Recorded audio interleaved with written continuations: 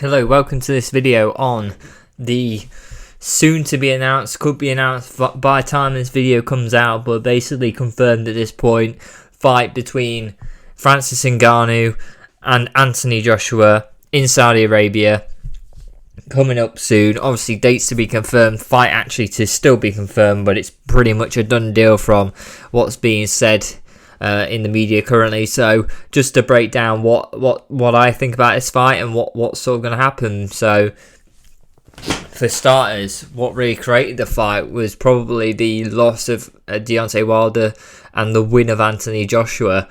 That really makes them part ways in a sense of the fight between them two.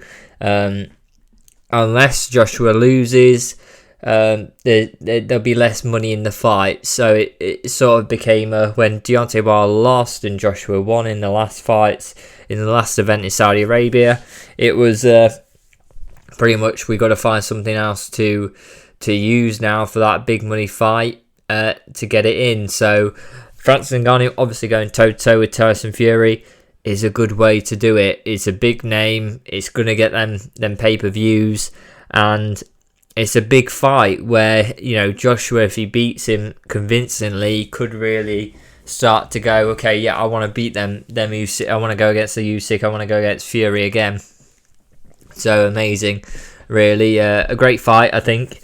But my thoughts about the fight, I think Joshua's going to have a better time of it than Fury, mainly because of experience.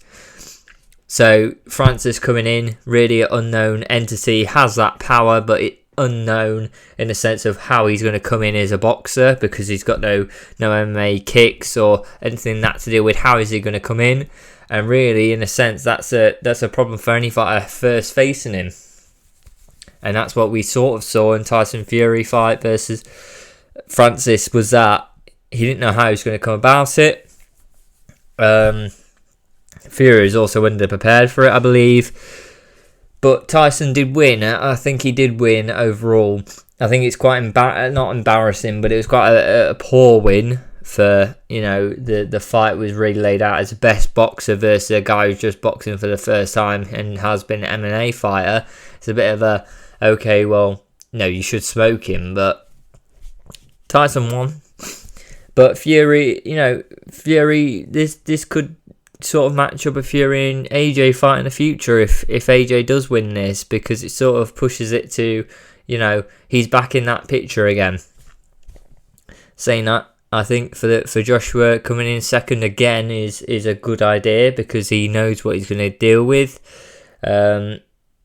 Believe he has Ben Davis now training, which is a great idea for knowledge of how sort of what is the strength of Francis, what sort of things could we look at doing from that first fight, from what he showed. I think really the problem for Joshua is that Francis will take punches that most people will not, and that's just given. It's going to be very hard to drop Ngannou, and AJ's going to have more. He has less athletic differences to Francis than Fury does. Fury is, 6'8", 6'9", or something like that, and AJ's big, but he's not. I would say Francis matches him in that, and that could be a problem where we become a look. If Francis does, who's he gonna knock? He's knocked down Fury. Can he knock down Joshua? And I think he could knock down Joshua, but Joshua has to come in and he wants to be emphatic to get them bigger fights, I believe. I think he wants a big win and a big statement from this fight. A good knockdown, a KO, something like that will give that. Problem is, you're going for it too much, and Ngannou will punish you. He's a knockout artist, as much as I'd say second to Wilder, really, in boxing. If he touches you, you're going down. And I think actually, it's bad for him coming in against AJ's second fight, because guess what? AJ's going to know a bit about him, how he fights, what his style is. But I think the experience with Fury in the ring can only benefit Francis in some sort of way, because he now knows, okay, I've done the big stage, I've went against the quote unquote best guy in the business, and held.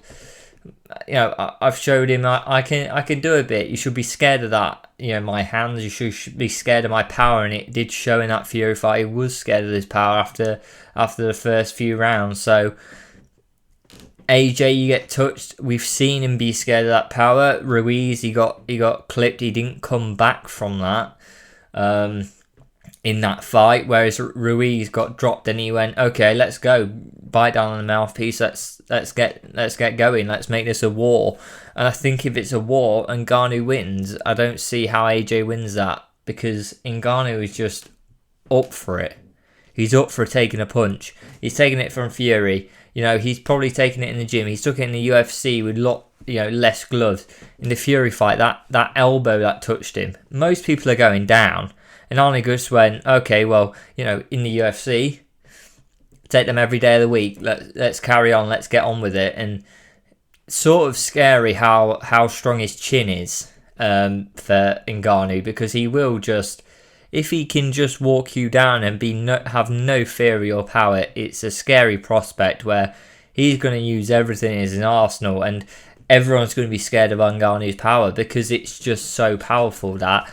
AJ hasn't got that chin that Ngannou has, so could choose a problem. AJ has to keep him at range, get behind the jab, and look to win it over the distance. And then if the opportunity comes around, it comes round. If you go in for the KO against Francis Ngannou, you get KO'd. You get put down. That's what happens. For sure. I think that's what happens in this fight. If AJ is looking for the KO, Ngannou's going to take your one KO punch and go, I'm still here, I'm still standing, and give you a counter. That's going to, if you're going in a fight where you're trading punch for punch, Ngannou wins. So I think AJ has to be very smart, not look for that emphatic finish, and he can get it done. I think AJ can get this done. I think AJ is a favourite if he had, but the sense is he has to be smart and be the boxer in it. You can't just go in there looking for that emphatic finish going on back, because that will get him down. That'll get him, dropped in round 3, and he'll never return. If AJ gets dropped, that is really where we need to see what AJ does, because in a sense I don't see how AJ comes back if he gets dropped. Like, Fury got dropped, but he won the fight.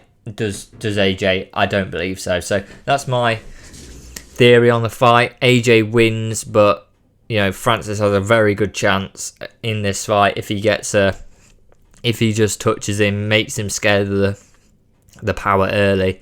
I think it's Francis to win, but yeah, AJ, keep behind the jab and be the boxer, and he'll get this done. So please let me know what you think in the comments. Like, subscribe, and I'll see you next time.